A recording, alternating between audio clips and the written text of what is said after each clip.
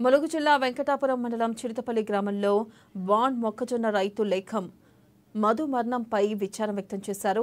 ఇక అటవీ అభివృద్ధి కార్పొరేషన్ చైర్మన్ పోదం వీరయ్య ఈ నేపథ్యంలో బాధిత కుటుంబాన్ని ఆయన పరామర్శించారు.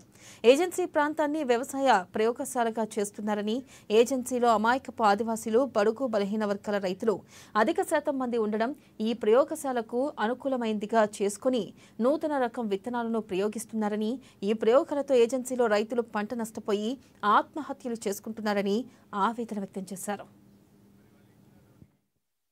యాక్ట్ పెట్టి లోపట వేయాల్సినటువంటి బాధ్యత మా ప్రభుత్వంపై ఉందని మా ముఖ్యమంత్రి గారి దృష్టికి తీసుకువెళ్లి వీరి మీద తప్పనిసరిగా చర్యలు తీసుకునేందుకు సిద్ధంగా మేము ఉన్నామని చెప్పి కూడా ఈ సందర్భంగా చెప్పక తప్పదు.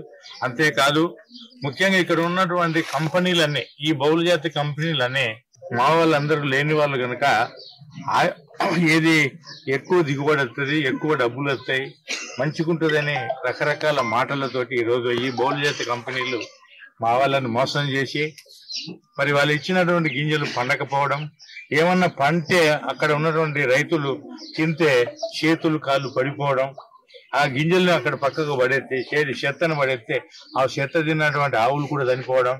మరి చూసినట్లయితే ఇక్కడ పూర్తిగా ప్రయోగశాల లేక, ఇక్కడ ఏదైతే గిరిజన ప్రాంతాలలో ఉన్న గిరిజనుల దగ్గర ప్రయోగశాల లేక ప్రయోగం చేయడం, గిరిజనులకు అన్యాయం చేయడం ఎవరు కూడా దీన్ని సహించరు.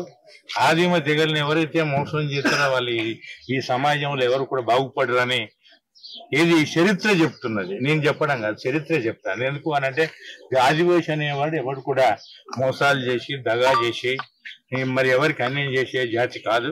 అలాంటి జాతిని మోసం చేసి సంపాదించి యాక్ట్ పెట్టి లోపట వేయాల్సినటువంటి బాధ్యత మా ప్రభుత్వంపై ఉందని మా ముఖ్యమంత్రి గారి దృష్టికి తీసుకువెళ్లి వీరి మీద తప్పనిసరిగా చర్యలు తీసుకునేందుకు సిద్ధంగా